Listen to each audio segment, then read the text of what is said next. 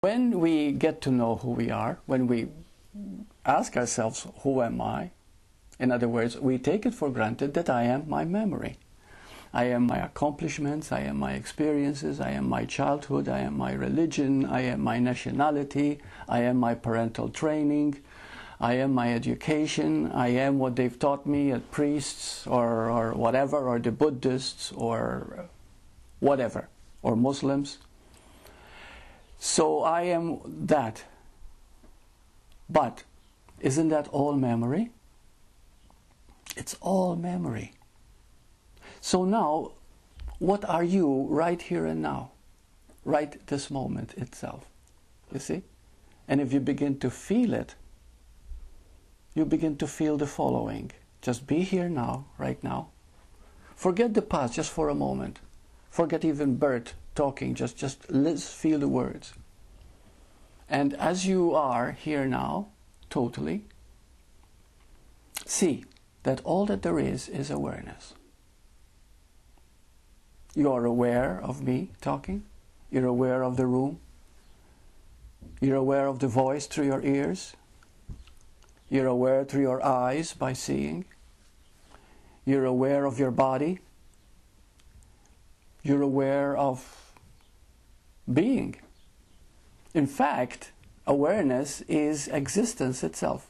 You cannot separate awareness from existence. You see? All that there is right now, this moment, is awareness.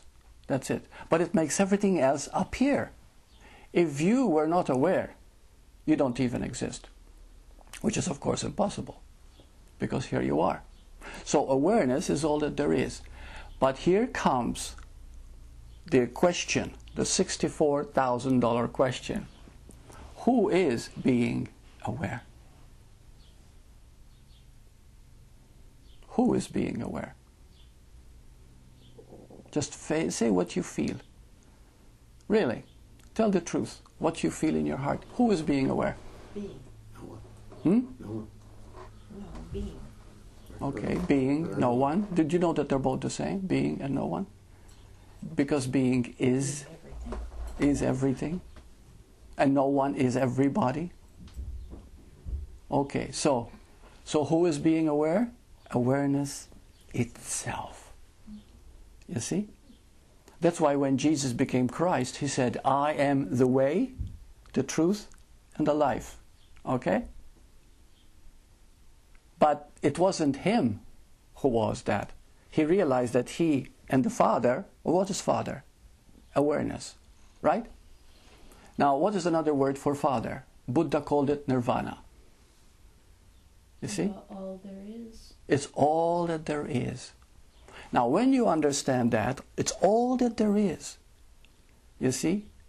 Everything is made up of that awareness. Your body, your senses, your understanding, your seeing, your experiencing, everything is made up of that awareness. There's nothing else but that. But we keep falling apart and we never make it because we keep going back to memory. But I am like this. But why does this happen to me?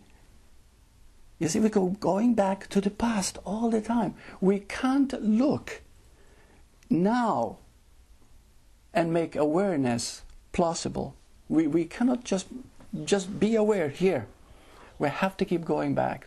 And that's why, quote, it's a long process. But there is no process.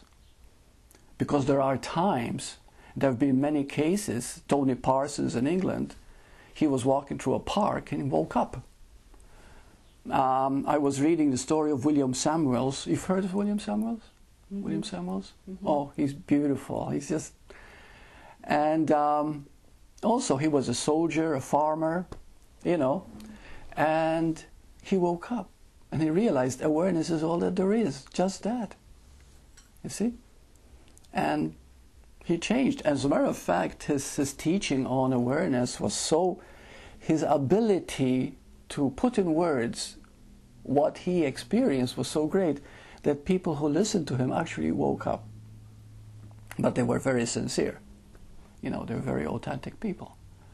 So this is the whole point. How authentic are people, you see? Now, lately I've been blessed with many clients coming to see me one-on-one. And I would say that 98% of the people who come, all they want is to get rid of pain, to get rid of headache, to get rid of, I don't mean physical headache, to get rid of disturbances, to get rid of conflict, to be happier. What about truth? You see? And so this is what is happening all the time. But very few people want the truth. Because the truth means that you are not who you think you are. You are far, far more than that. Far more. Because there's no limit to you. You are infinite. You see? Like all the great masters have told us. So I pondered this, and I asked Bhagavan to tell me the ways in which we actually distort the truth and why it happens. So one morning it came very clear, and I got the digital recorder and I started talking into it, whatever kept happening to me. And what came are the following 8. First is that as long as you believe you are a memory, as long as you believe you are just a body, you will feel, what is the word, self-lack, okay? Sorry. You feel that there is a lack in you, okay? Well, the moment you begin to feel that there is a lack, automatically you begin to feel separate. Well, naturally, because the two become one. So you can take this booklet too, and I put them down here. So immediately, when you feel a lack, you feel a feeling like, oh, something is missing. I don't feel complete. I don't feel, as if something is wrong, not quite right. Okay? So naturally, what you do with that is that you begin to feel separate. You begin to feel separate from others. In fact, when you look at others who seem to be happy because they're smiling and laughing, you think, oh, why can't I be like them? You keep separating all the time. Well, from this type of thinking comes the third one, and the third one is called addiction. Okay?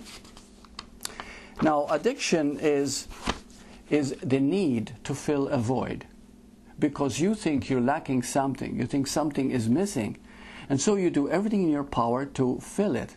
But fill it with what? You see? So you want to fill it with something that's going to make you happy, that's going to make you feel good about yourself. But you don't know what that is. So you become a heavy seeker.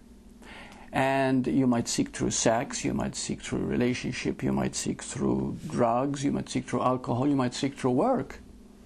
You see? So you might seek through food. So you do anything that's going to make you feel good. So if, for example, you start having sex and you feel wonderful at that moment, then because it filled an emptiness in you, then you're going to keep seeking it and dreaming about it and masturbating and everything else, because it gives you that moment of fulfillment in that second. Or you turn to drugs or alcohol. Alcohol, for example, when you're drunk. What happens when you're drunk? You're not inhibited, right? You feel free. You feel, I don't care, And so alcoholism gives you that point of feeling good, you see? Now some people turn to food addiction. Yeah. I think I've experienced addiction, long ago kind of thing. Mm-hmm. But not to drugs or alcohol, but maybe just to thinking or that's good. Right. pain. Yeah. Hey, that's very good. You get addicted to negative thinking. Such a thick mesh. Yes. That it darkens That's right. one's outlook. Right. Now the question arises, now Sylvia just said, I became addicted to negative thoughts, to dark thoughts. Yeah. How is that going to make me feel good? Can somebody tell me? Because it brings out the story that's creating the sadness, and it keeps her occupied in that sadness. Very good. And that gives you meaning even though it is sad, Purpose. because you want to identify with something.